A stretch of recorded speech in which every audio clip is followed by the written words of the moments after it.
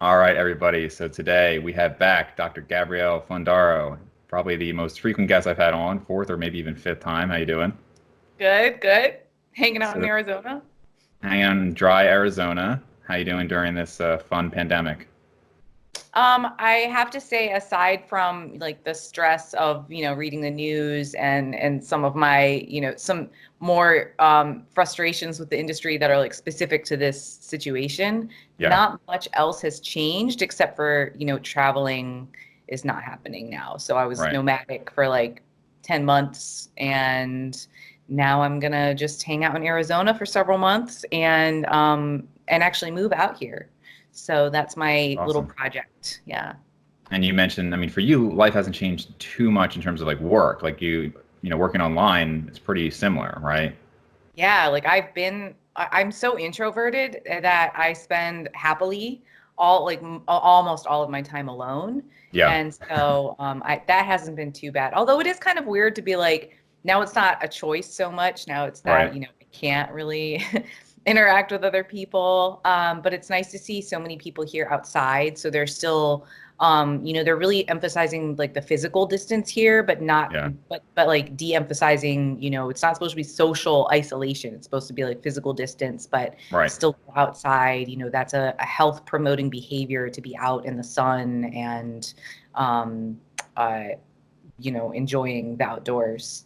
So that's been nice. But yeah, everything else is pretty much normal. I would say I'm maybe even more busy with a lot of podcasts Yeah. and telehealth stuff and writing and whatnot and doing some free seminars online. So it's all actually it's turning out to be okay. Yeah, no, that's great. So when we had first talked about doing this podcast, I guess I know we've rescheduled a bunch of times, so I don't remember exactly when it was. But at the time, we had talked about that charity. I think it was Danny and Ron's Rescue, right? Yes. So do you want to talk about that a little bit? Is that still going on? Something that people can donate to? Yeah, that was my birthday fundraiser, and I was Right. going to take it out. I started a little bit before my birthday, which was March 3rd. I'm about halfway to my goal, and then like kind of everything, Mm. happened. And but yeah, if we could just like route people maybe to my Facebook page, so the Vitamin PhD Facebook page that I have, they can donate there. And if you also want to help to donate that, but donate for that. But there was a Netflix documentary. I can't remember what it's called now. I'm so sorry, but we can link that too. And that's where I learned about them and what they were doing. And it's just these two men that are, trying to care for as many dogs in need as they can, really just out of their home. And they have so many of them, and they try to take the ones that they know can probably be rehomed, but there are some that can't be. And so it's just, trying to it's just that upkeep. And I can imagine, right now it's probably pretty difficult to Yeah. deal with all of that. Where are they homed or housed? I want to say they are on the East Coast, North Carolina, maybe one Okay. of the Carolinas or Tennessee. Yeah, no, that's awesome. So is there a direct link that you'd be able to send me, and I'll just put it in the description? Yes. Perfect. Cool. So, pop quiz of the day. Do you know the term splanchnology? Splanchnology. I mean, is that have to do with like the Splanchnick It nerves? does. Yeah. So I was reading, I forget what I was even reading the other day, and I just started laughing because it just sounded made up. It was like Sounds silly. splanchnology, the study of Yeah. the gut. And I was like, I'm going to ask Gabrielle about this because I've never heard of this ever. And I feel like I've Yeah. been around for a while and looked into like a lot of gut health stuff and just Uh-huh. my background. Never heard it in my life, but it made me laugh. So I had to see if you had heard of it. I guess it's like one specific like subset of gastroenterology, I Yeah. guess. Yeah, I guess. Just But splanch knowledge. I'm a splanchnologist. I'm gonna tell people that's what I want to be called from now on. there Like, you don't go. use the term gut health expert. I'm not okay with that. Call me a splanchnologist. Other thing I was going to ask you, have you heard of auto brewery syndrome? Yeah, I have. I just heard a report the other day of this woman who she needed a liver transplant and she was denied because they kept finding alcohol in her urine. So they obviously didn't want to give a transplant to somebody who was still consuming alcohol. And she denied it. She denied it, and then it turned out that she had this auto brewery syndrome, which I'm not super familiar with. But my understanding is that like the bladder, I believe, is fermenting fluid and causing alcohol to be made. Mm-hmm. So I Yeah. just thought that was a cool story. I mean, it's Oh wow. That bizarre. is. I never heard of that before. Yeah, that's so interesting. Like the human body does some weird shit sometimes. Yeah, yeah, super bizarre. So back to when I originally reached out to you, there was a South Park episode on fecal transplants. So anybody who hasn't seen that, I would recommend it. But basically, the idea was one of the characters had gotten sick. She got a fecal transplant, and now she was jumping around like she was 20 years old again. And so then her friends were trying to steal her fecal material in order to do their own transplants. And then they were actually finding ways to do it. And then ultimately everybody was trying to get, I think it was Tom Tom Brady's. Brady's. Yeah. And that he had like the magical poop, I guess, that was able to give everybody optimal health. So of course, again, I mentioned it to you. I had um, so many people send me clips and pictures and memes and stuff on Instagram. yeah, yeah. So I actually do want to delve into that because I've heard a number of people report. I mean, I think one area that it's like clearly beneficial for is C. diff. That's kind of where I see it. If anything, I think it's like the standard recommendation at this point, right? If somebody's C. diff is bad enough, that's kind of like the this will fix it route, right? For the most part. I think that like the recommendations are changing in the regulations because of what was happening. I think it's like it still might be a compassionate use thing, Okay. but because someone recent, at least in the U.S., someone recently died after receiving a transplant Really? because they were immunocompromised. Yeah, and that was supposed to be a treatment for C. diff. So I think that they had like suspended clinical trials and. But they have done trials looking at using that as a treatment in other diseases with mixed results. It really Yeah. doesn't seem to be as promising in other areas as it was for C. diff. Yeah, I'd be interested to delve a little bit into it because I remember reading, I think it was something like when they did a fecal transplant on a mouse, if they gave it fecal material from an obese mouse, that mouse then became Mhm. obese, right? Which is kind of amazing, right? To think that that's the case. I feel like we got to like harvest bodybuilder fecal material and then everybody will just be jacked or something. But I don't know if it works for the other way. If they give the obese mouse, it does not work that way. So then they Oh, lose weight. I thought you were going to say in humans. No, so it's interesting because yeah, it does work in both directions in mice, but we just can't recapitulate that in humans. I thought So there was evidence that there were some people who had gained a lot of weight after fecal transplants. No?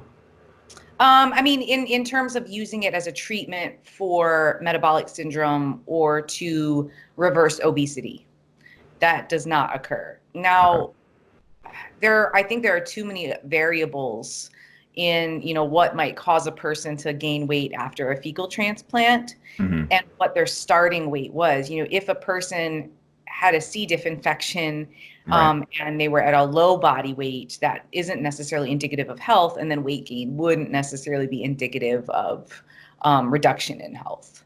Right. Right. So are there any other uses that people are using it for health? You mentioned there was a recent study or you saw a lecture on people using it for IBD. Anything promising there?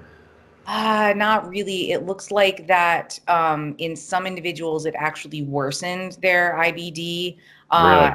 I want to say it's actually in there. There have been a couple of case reports of it actually inducing at least like colitis, I think, in some people. Wow. Um, and it also just depends on whether you're talking about Crohn's or colitis. I want to say that it's more effective for Crohn's, but even that is maybe like 25%, effectiveness. So doesn't look to be as promising as it was for C. diff, and it does appear to have far more risks. Like with C. diff, it was kind of like it's incredibly effective. I mean, Yeah. the cure rate is so great that it's unethical to not give it to the control group. Right. That's And what I thought. relatively, and there are some people who aren't super responsive to it, but overall it's super effective. But when you're looking at inflammatory bowel disease, you have a much greater risk, it looks like, of exacerbating the symptoms, or it just doesn't do anything at all,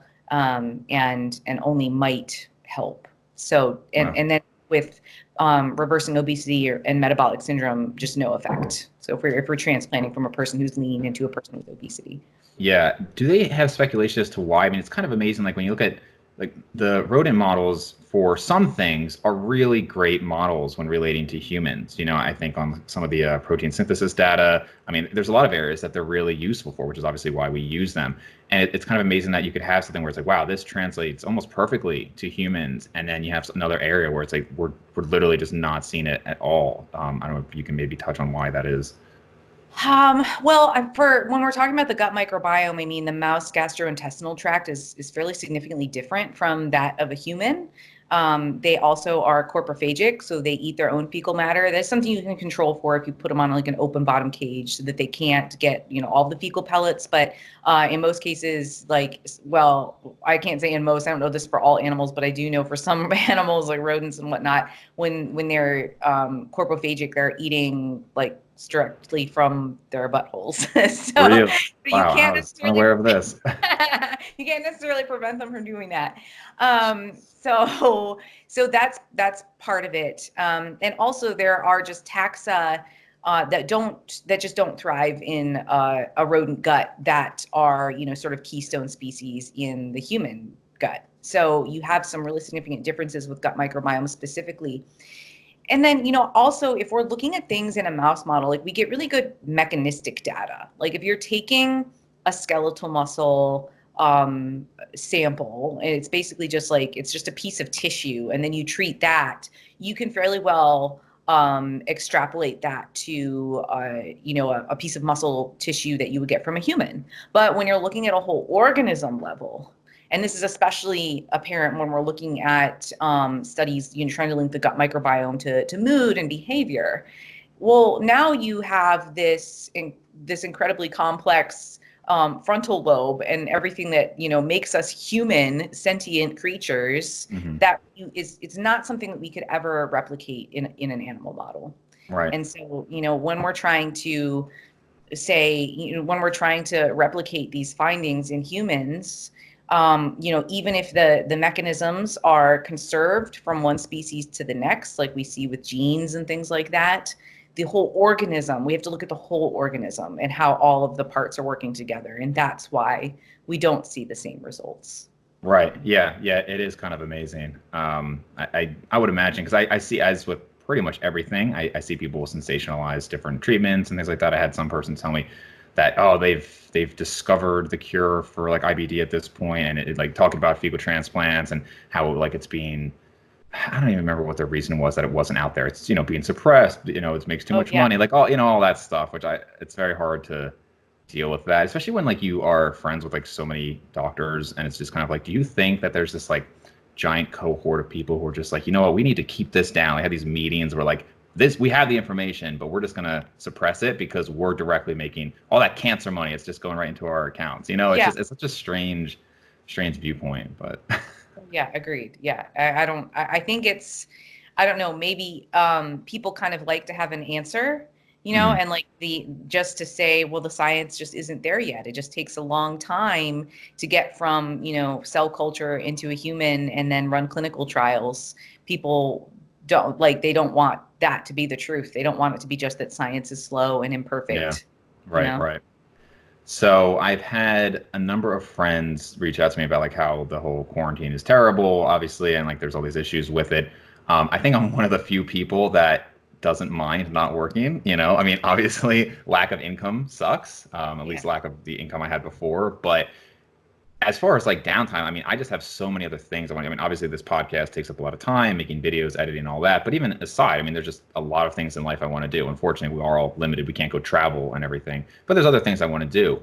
But a lot of the people I know, they're saying like, man, like they're the one guy I know always says like soy boy, the term, which is a relatively new term to me. Like basically the idea of like everybody just becoming like we're doughboy, like just becoming like fat and like skinny fat, people not exercising anymore. And how all these people, now that the gyms are closed, they're not going to exercise on their own, and how that's going to be a whole issue. But I kind of just wanted to talk about behavioral change with this because I know I've had two people mention like, oh, this is the heaviest I've ever been, and it's only been 2 weeks. I'm like, man, like what did you do in 2 weeks that Yeah. it's been that bad?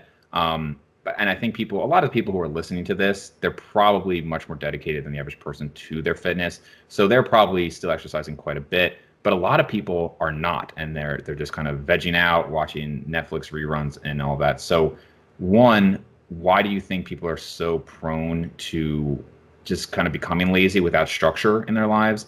And then two, what are some ways that you're finding to kind of like keep that routine, keep the good behavioral changes in so they don't get too far off the wagon?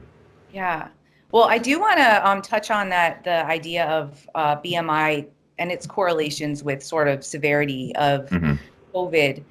And this is not me speaking as an infectious disease specialist or anything like that. And I, like we were talking earlier about, I'm very careful about what my platform is. And, Yeah, I have been elected by my peers as a, I don't know, respected contributor to the industry to speak about.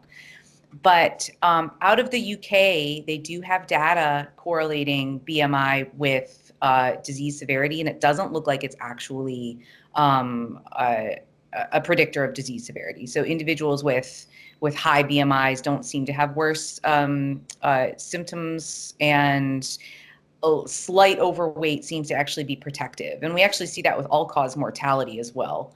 So there's sort of a U-shaped curve to BMI and all-cause mortality, where if you're at either end of the extreme, you're at greater risk. But if you're within normal or even a little bit overweight, it does seem to be actually a little bit protective. And I just say that because I want us to be careful about making assumptions about what sure. a person's body weight or BMI might indicate about their health. Yeah, Because you could have just like at the other extreme, if someone is experiencing frailty, they may have a low body weight that's not necessarily indicative of health, and they could be at increased risk of complications from the disease. So I would say the account that I got this from was Joshua Walrich. He's one of the folks that I follow on Instagram, and he is a doctor out of the UK, and I hmm, really respect the information that he puts out there, because I think he's very careful about being weight inclusive, and also discussing the facts and the statistics in a way that does not stigmatize, hmm. and that's something that I tried to be very careful about. That's really And interesting. I mean, if you can send it to me, I'd be interested to yeah, see it. I will. I had seen what I had saw was a doctor out of Italy, Mhm. and they were showing that I guess in Italy, I mean, like what they were saying again. I haven't looked through it all myself. They were saying a very high proportion of those who died were obese. But again, this is me as an outsider from like the direct field there. So Yeah, yeah. And I think I also heard that there was a high prevalence of smoking as well, and that led to some complications with like lung function. in Italy or just generally. Mhm. In Italy. Mm, gotcha. Yeah. Okay. So yeah, I think it's just important that we keep those other factors in mind as well. Yeah. That sometimes body weight is indicative of a person's body weight can be indicative of a person's habits. And but we can't make assumptions about what those habits might be.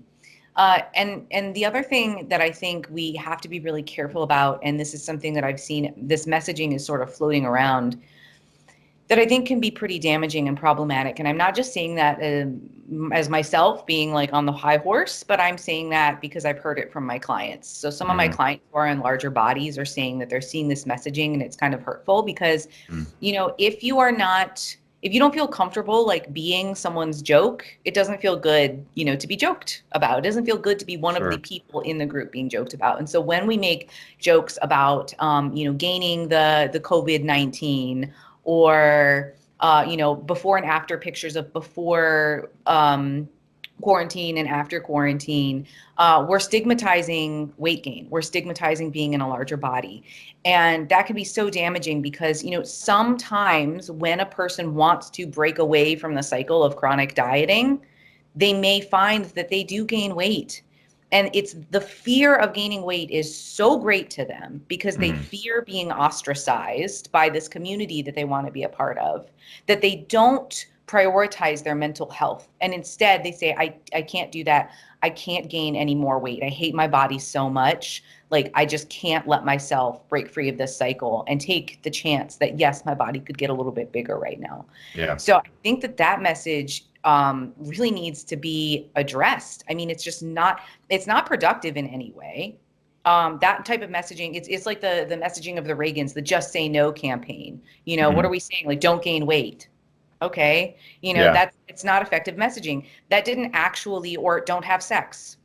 That messaging does not work. People Right. still smoke cigarettes and do drugs and have sex, and and all they do is just kind of like feel bad about it and feel shameful about it, and they don't know how to talk about it. Mhm. So that's one thing that I think, like I said, just we have to be really careful about what we're saying and why we're saying it. If we want to encourage people to continue to pursue health-seeking behaviors because it's good for them mentally and physically, absolutely, I'm on board for that. But I think we probably need to take a look around and say, like, wow, we're in the middle of a global pandemic. We don't really know how to manage it, and people are super stressed out, and people are dying in large numbers, much more rapidly than normally. Mhm. And for us to be sort of making jokes about gaining weight, maybe for some people that's a way to sort of like take the edge off and be like, I'm going to make my world a little bit smaller for right now and just like make this joke. But I just don't think that it does anything to lift the industry up, Mhm. and that we could probably be managing that in a different way that recognizes the importance of these behaviors, but doesn't stigmatize people who might be having a hard time, you know, engaging in them. And it's not even about being lazy, or people say like I've lost motivation. It's that we've had a huge change in the way that society functions. And part of the reason that we engage in some of these behaviors, if you sort of believe in the self-determination theory, is because of how we fit in with society. It's because of how Mhm. we're interacting with other people. So when we're isolated, when we're physically isolated, and we're feeling socially isolated, and we have that sort of disruption, it's not that we lose motivation, like we just don't have any in there anymore. Right. It's now the source of our motivation has changed. And now we have to maybe look internally and say, like, okay, why am I engaging in these behaviors? And how can I maybe find a different reason why for right now?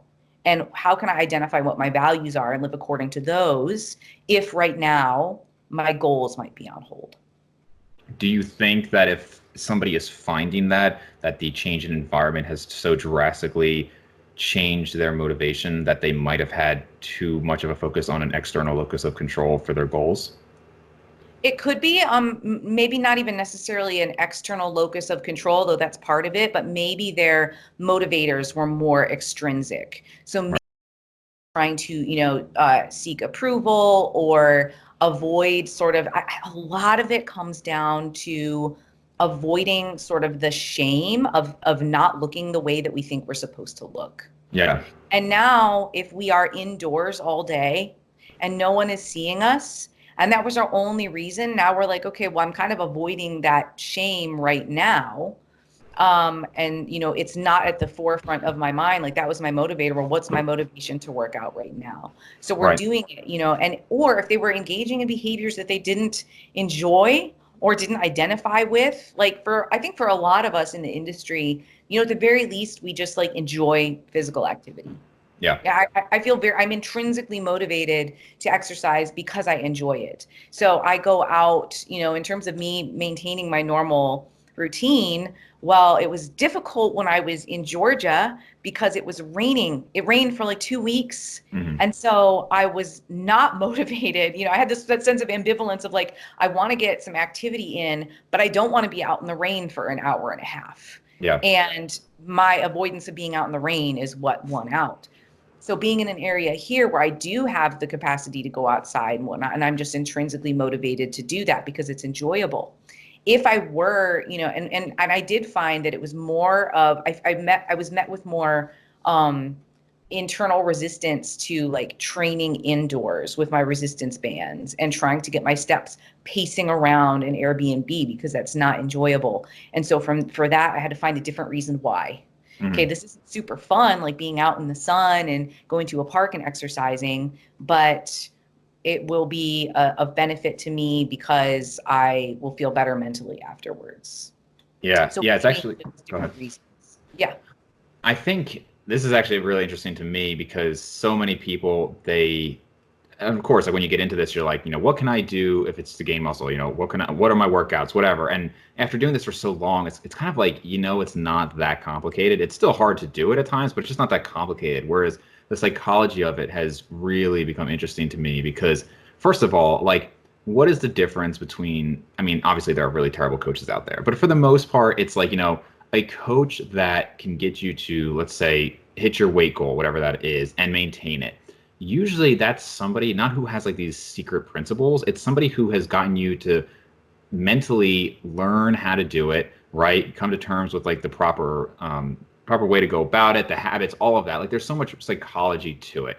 And I think that's really interesting because it's like people want this, I mean, obviously people talk about the magic diets and the magic pills and whatever, but even beyond that, people, even once they get into evidence-based like fitness or an evidence-based approach, I think so many people ignore the psychology behind it, and it's huge. It's just such a huge factor.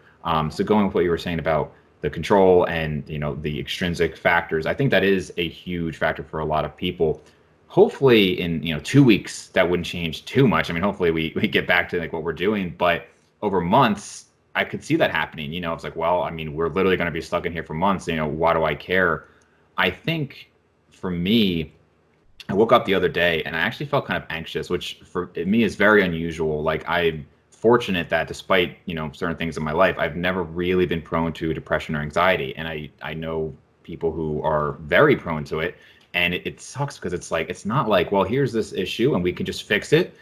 There's often not a logical reason behind it. And so it can be very, very tough on people's lives. And even that little bit of feeling was enough for me to like relate to like, wow, for somebody who has this all the time really badly, like that must just be so, so, so tough. And of course it's still to some less so, but it's still to some degree stigmatized in our society and all of that. But the reason I'm bringing that up is because when I felt that, I mean, I think I, like a lot of people, have a reason to feel kind of anxious right now. Like everything has just changed. Like I said, I'm not working right now. So how long is that going to last? Like there's a lot of reasons, but I thought to myself, like, man, I want to be exercising more now than ever because it just helps me feel better. So I've been doing, like we were talking about, doing like a morning walk every day. I have like some dumbbells here, so I've been able to at least do like actually pretty legitimate workouts.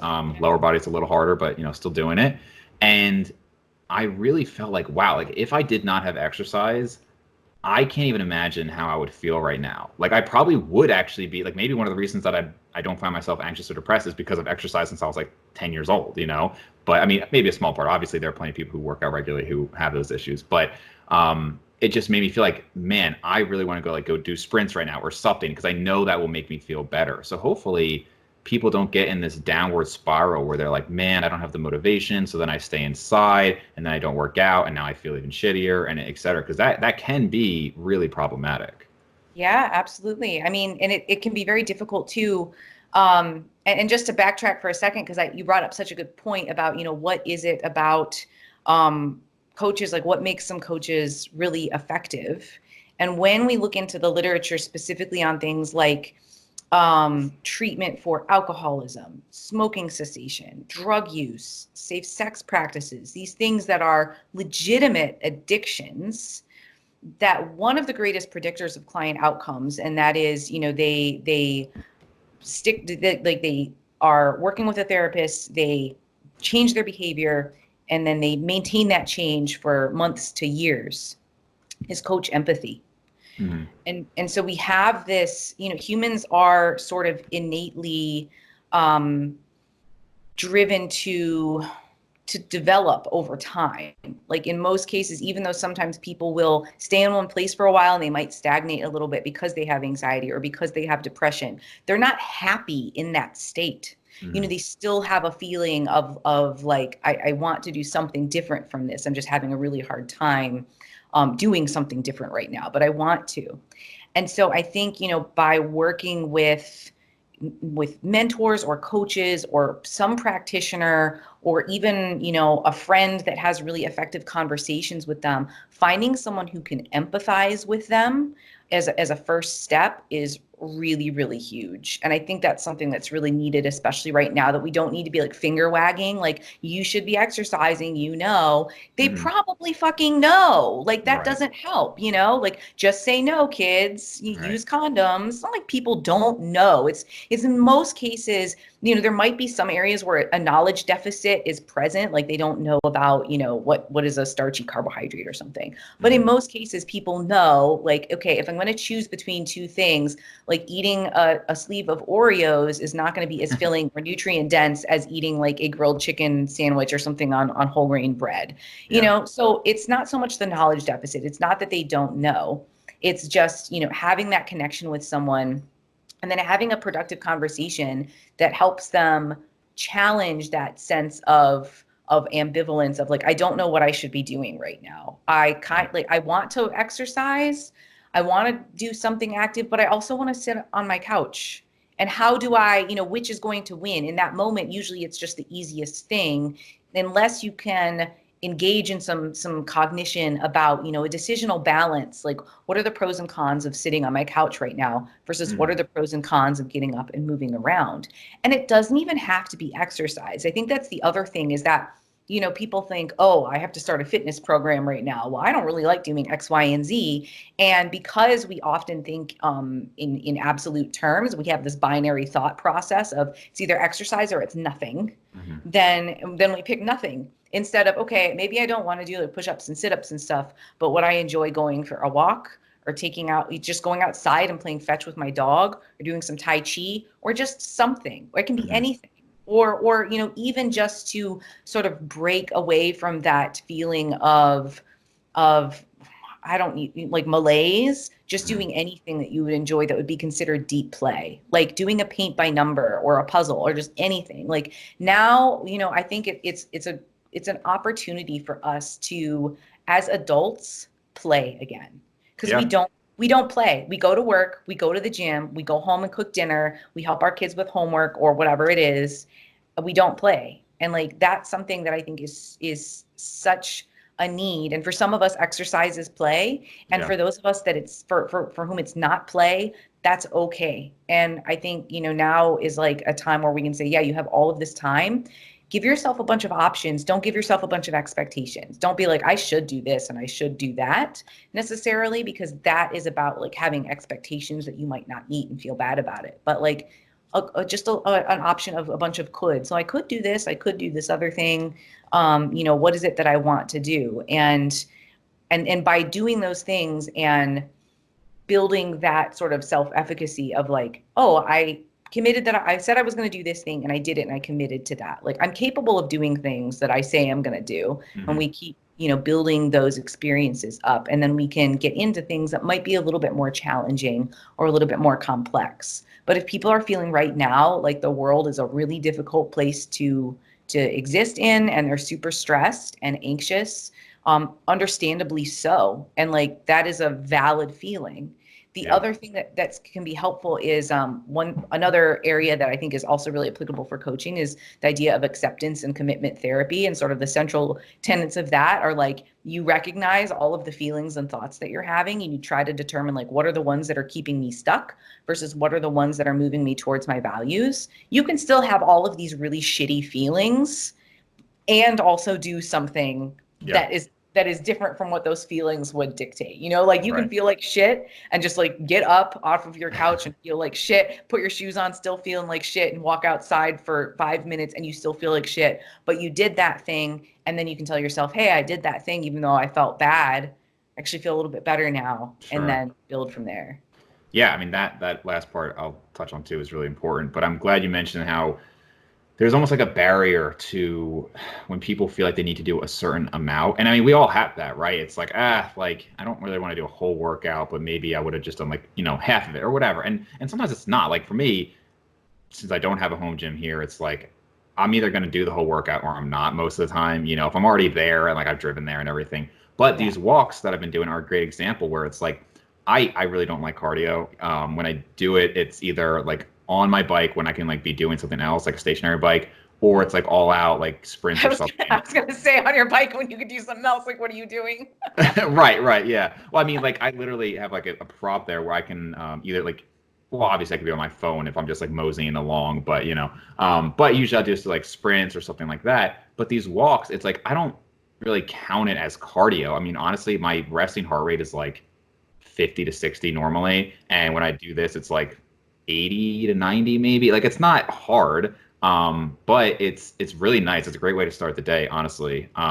And just getting like some sunshine, and it's just activity. It's just something that it's just nice to do it. And I think a lot of people, exactly like you said, it's like I always use my parents as an example where, excuse me, my dad is always like on the diet or not on the diet, and it's weird because part of this is genetic, of course. Like my mom just has naturally just like no appetite. So she's the same weight she's been since high school. Maybe not the same composition exactly, but she looks great. I mean, for 60 years old, she looks really good.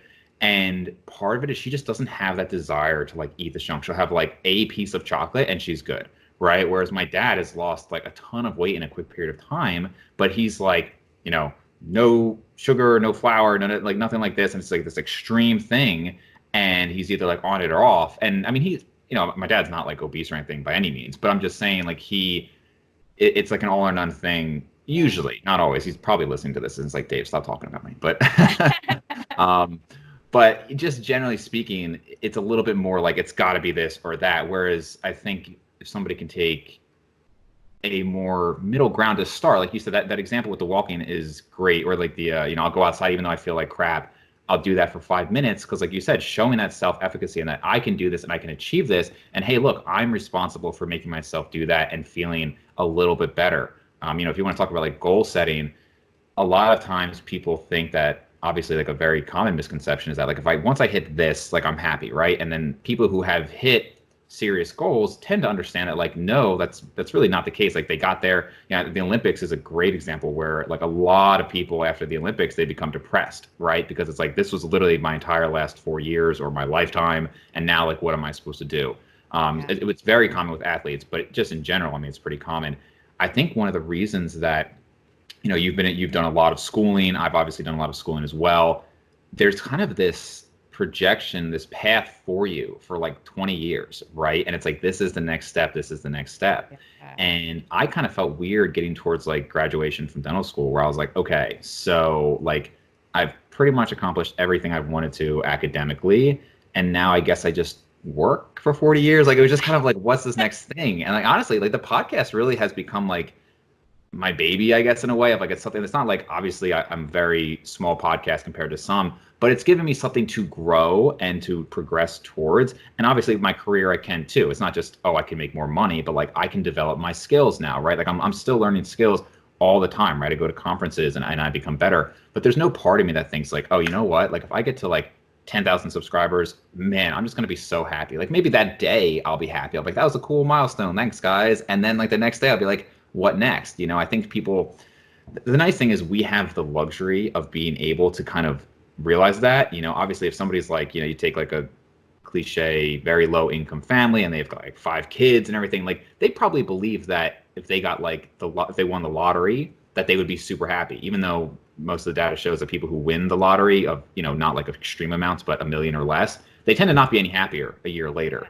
Now maybe you could argue this is a conversation my friend and I have. I'd rather the area under the curve still be higher. Like people who get paralyzed, for instance, a lot of times are equally happy a couple years later, but theirs is probably like this, and then they get back to normal versus the lottery winners like that and back to normal. So I'd still rather have that. but still the point is you get back to kind of like a similar level, and you might look at somebody like Dwayne Johnson or like The Rock. Oh my God, why is he, he's got hundreds of millions of dollars. Why doesn't he just stop?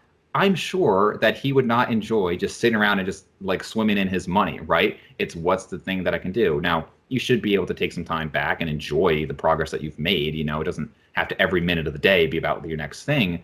But I think people, this obviously just going back to what you're saying, like with goals, hey, I've done this. I did 5 minutes. Now I can do 10 minutes. The process of working towards a goal tends to be what leads to more like life satisfaction, and happiness as you're doing it. And that's really an important point in fitness as well, right? I mean, somebody is talking about, if you could just gain like 20 pounds of muscle, like would you do it? And to be honest with you, I think if I had to choose, I can have it right now, or I can gain 5 pounds of muscle each year for the next 4 years, I would choose that because even though it's going to take a long time, I mean, not a long time, but it'll take a while. It's like I get to see that progress. And when I go in the gym, I can go 5 pounds heavier. And versus like here, just like blow your load right away. And there's like, 20 pounds. And then it's just, okay, cool. And in 3 months, now this is what I'm used to. So that, I mean, that's kind of a rant, but just kind of going back to like goal setting and understanding that it's not typically just once you've hit this, you're happy. It's I'm getting better over time and I'm progressing towards a goal. And I think that people in fitness or anything should kind of try to keep that in mind. Yeah. There's a really interesting book that I've been reading called Stumbling on Happiness, and he actually talks about this whole idea of us constantly pursuing happiness. We're basically trying, like everything that we're doing in this moment is to ensure the happiness of our future self. But Mm-hmm. our future self is armed with all of the hindsight that our present self doesn't have, and future self looks back at present self and is like, "You're such a moron. Like, why did Yeah. you think this was going to be a good idea?" Or we think, oh, at 125 pounds or whatever, like I'll be happy then. That's what I need. And because we've attached 125 pounds means all of these other things, and we don't realize that, so there might be like a genetic component to happiness. Like we have sort of a genetic ceiling to happiness, and there are limits on like the amount of happiness that we can get from like monetary things. I think the number I've seen is like above 75,000 a year. You Mm-hmm. don't see an increase in happiness. You see an increase in happiness up to 75,000 a year, but Yeah. then if you pass that number, it kind of flatlines. Like people are just equally happy. And then there's also the idea of sort of like happiness stretching and squishing. So how do you know that like your 8 out of 10 on a happiness scale is also my 8 out of 10 Mm-hmm. equivalent? Or how do we even know looking forward? Like we think, oh, when I get to 125 pounds, my happiness is going to be at 20. Get there and we're like, okay, 6 actually, Yeah. Yeah. because it didn't magically like solve all of my life's problems. And just like if we gain weight because our lifestyles are hugely different because we're in quarantine and isolation because of a pandemic.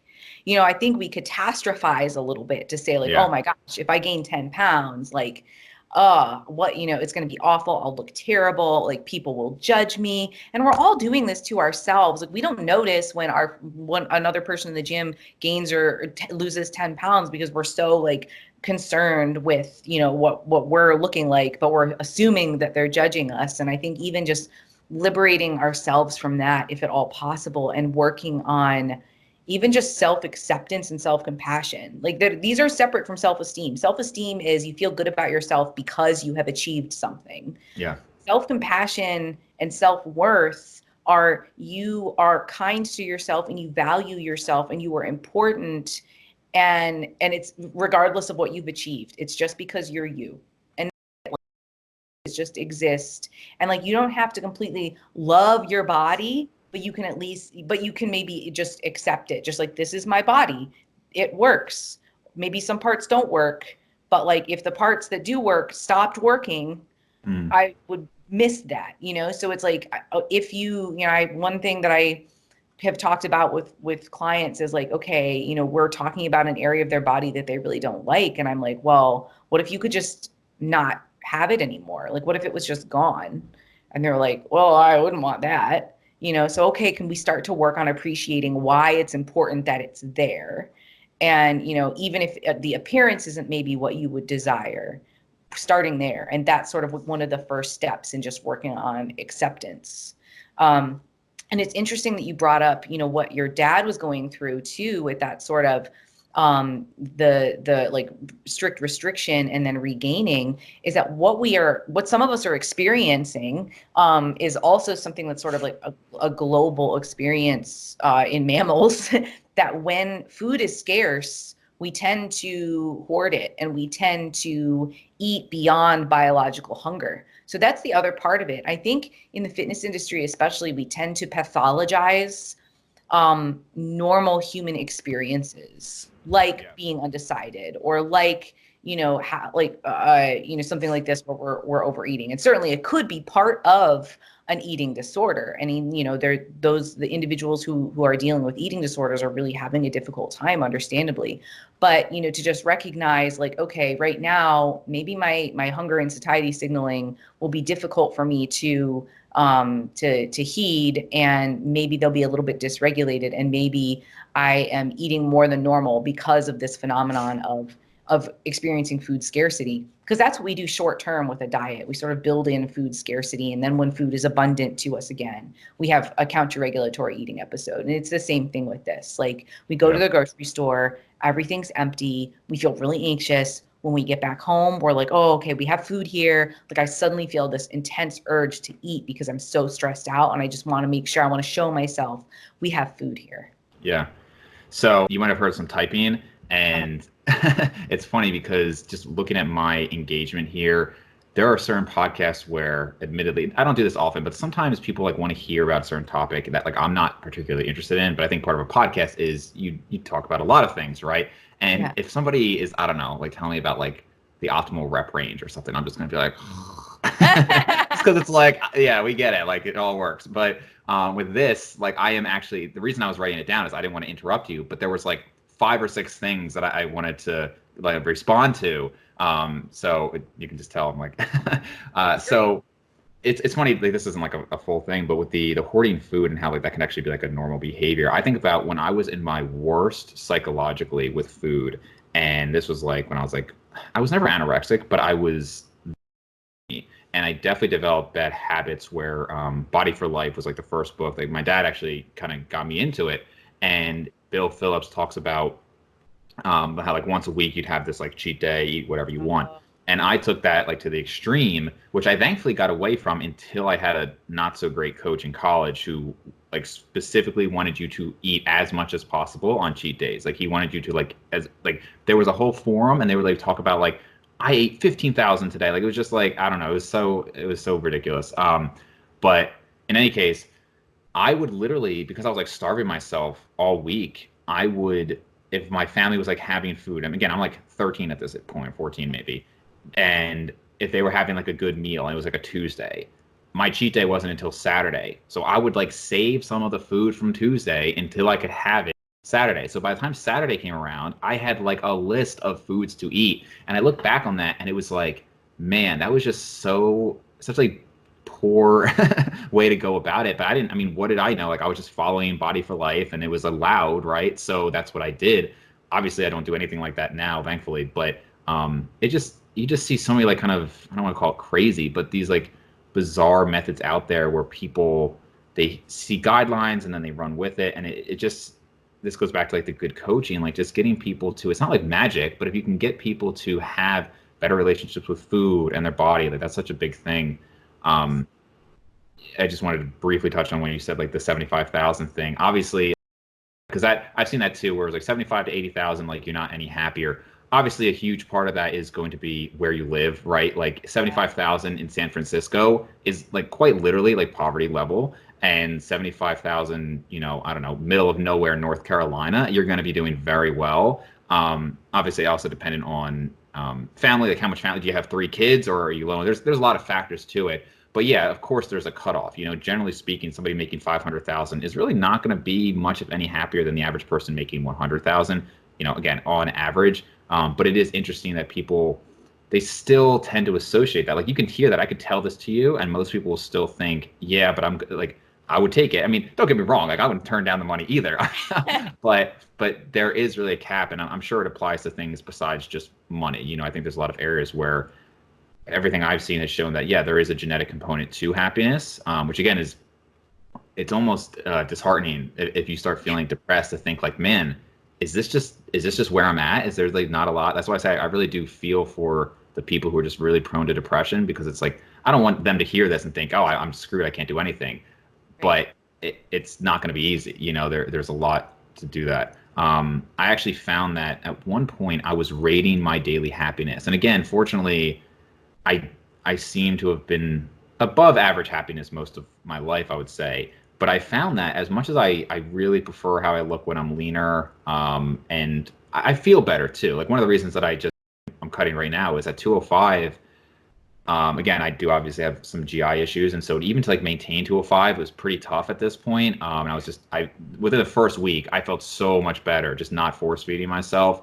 But so I just feel generally healthier. But what I noticed getting deep into a cut when I was rating every day, at the start, I might have been like 8 on average, 7 to 8, 7 to 8, and then towards like the end of my cut, it really was like 6 to 7. But it was never like 3. It did when I had a surgery, and I felt horrible afterwards. But other than that, my average probably dropped maybe like 2 points per day. Now, that's a temporary drop, of course, and I think most people know that you're not going to be your happiest if you're doing like a contest prep or something like that. And within a short period of time, eating more food, I was happier again. But it really did. My daily, mood was worse. So for the people who are maybe like chronically dieting, who are just constantly having to stay lean, I wouldn't be surprised if on average they're just not as happy. And it's not to say like, yeah, just eat whatever you want, but it was interesting for me to actually track those numbers. And I could like really tell, like, this is when I was bulking. This was when I was like the start of the cut. This is when I was actually like deep into the cut. And it made a pretty big difference. So hopefully people don't have a really strong attachment, although of course a lot of people do, to being lean all the time. I think we might have talked about that with you and myself about how like at one point it was just like an unhealthy body image. I mean, I feel like everybody in this industry has some body image issues. I feel like you wouldn't be so obsessed with it if you didn't. You probably just kind of lift. And I mean, I feel like people have great genetics and just naturally look really awesome with like minimal work. They're probably just like, yep, this is awesome. But most of us, I think there's something there where it's not completely normal. I guess I hate to say like normal, but you know what I mean. Like there's just a little unhealthy behavior in how we view things. Yes, yeah, absolutely. It's a little bit of a greater preoccupation than what you would probably see with the average population. And it's great that you brought up that your mood change. I mean, we do see changes in mood and affect in people who are in an energy deficit.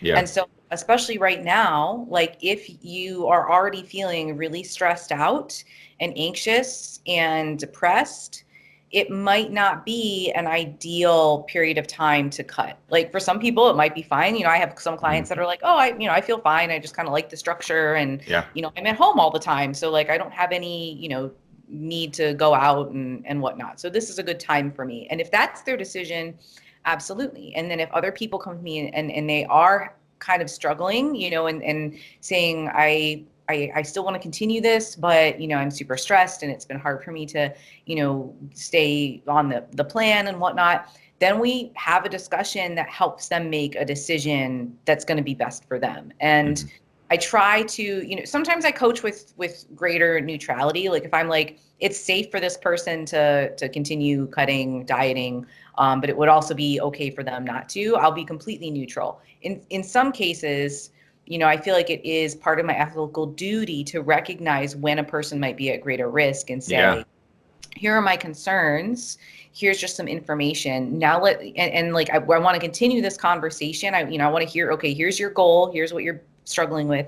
Here are my thoughts. And then we have a conversation, and, might be trying to gear them toward the direction of making a change that seems to be in their best interest. But it can be really difficult to do that, and people are ultimately going to make the decision that they want to make. Like, right. Even if it's short term, even if they change their minds later, which, there's always the opportunity for that. But just to consider that, like, if you're feeling really poorly right now, a diet is going to make you feel worse. Yeah. And we have to be very careful not to attach our happiness to that specific number, and to realize that, like, we are pretty poor at predicting what our happiness will be in the future. Yeah. And, I still have to get through the whole book, but I just thought that was such a great point, about we have these good intentions for the future, but what are we missing out on, like, just right now? Like, what can we find to be happy about right now? And, like, can we be in this moment, not maybe striving for the next thing because we don't know what the next thing is going to be. Like, that's the other thing, is everything's so uncertain right now. Sure. Well, I mean, just always, right? This is a great example. I mean, I don't think any of us thought 2 months ago that if you, I had no idea I wouldn't be working. Like, I mean, because it's funny because I was trying to get some vacation time, and I'm like, man, I've been doing like almost 50 hours a week. I would really like some time off. I don't know, like this was just like karma for me asking for time off. It's like, hey, buddy, you want some time off? How's 2 months? Yeah. But I, yeah, I mean, it's crazy, and so you really never know. Obviously, plenty of people, get in a car accident, whatever, and you had no idea that that was going to happen. So people who don't know the term rosy retrospection, it's kind of exactly what you'd think. It's looking back on the past with a more fond memory than it was maybe at the time. And I have some pretty clear examples of it's like I look back on my middle school as being a good time, but I remember specifically when I went to high school having the thought that like, wow, this is so much better. Because I went to like a Catholic middle school and then I went to a public high school and I was like, this is so much better. But I have very fond memories. So I don't know what's happened to the memories over time, but like I really look back on middle school as like a good time. And just in general, when I look back on life, almost every period of my life, again, barring like, some particularly tough times, I look back on like that was great. And if I had the option to like kind of relive it for a little bit, I would, in the sense that like, again, they were good. So when I look back on that, I think like, man, like how stressed out was I about this or how, whatever. And now I look back on it and I'm like, that was so great. I mean, that's very common. Most older individuals, they look back on like their youthful time as like, oh, everything was carefree and I didn't have these worries, right? There was no mortgage payments or kids or whatever. So I think that's something I again kind of you have to consciously do it at times, but I really try to think back that like or think that like, when I am so I'm 28, when I'm 38, I am like so sure that I'm going to look back at this period of time as like less stressful and carefree. Maybe not like this pandemic specifically, Yeah. but generally, I'm going to look back and I was like, man, like maybe I shouldn't have complained about my body so much. I actually looked pretty damn good. I had more hair, whatever it is. I'm probably going to look back at this period of time as like a really great time that I kind of miss a little bit. So if you think about it like that, hopefully you can have some perspective because it's I hate to be like so cliche. You only live once, enjoy it. But really, I mean, to an extent, I think there's a lot of ways that you can frame things to either be negative or positive. And again, I'm not saying this is like seamless. I'm just walking around with like a big goofy smile all day long. But I do try to think that like I'm fairly fortunate despite like health issues or whatever. Like I am fairly fortunate compared to some people. And unfortunately, people's lives you don't tend to lose a lot of stress over life. As we age and stuff, you tend to have more health issues and more stress and things like that. So not to not to put that negative spin on it, but just try to think about like, my future self is probably going to look back at this as like a really great time. So try to make the most of it. The only other thing I would kind of finish up on is just when you talked about like the coaches being able to convince people, or not convince, but maybe talk to them about this is maybe not the best time for this, whatever this goal. I've definitely had that for sure. Maybe a little bit more in women, but really, I mean, in this industry, it's a lot of men too, where it's like, man, I really want to cut down, and it's like, man, but you haven't even like been like lifting in like 2 years. Like, why don't you just like trying to get back into it instead of like being extreme and starving yourself and all these things. I've definitely told certain like girls that they shouldn't compete because maybe they have like a history of an eating disorder or something, and I think it's likely to trigger it. And I think that's again part of being a good coach is just knowing what's appropriate for them and trying to. I think maybe you do, and I certainly do. We'll have like a consultation before I do like a full-time coaching because you want to understand, but beyond just hey, like they send a quick email, but like somebody recently reached out to me saying that they're in med school, they've been lifting for a long time, they have some solid lifts.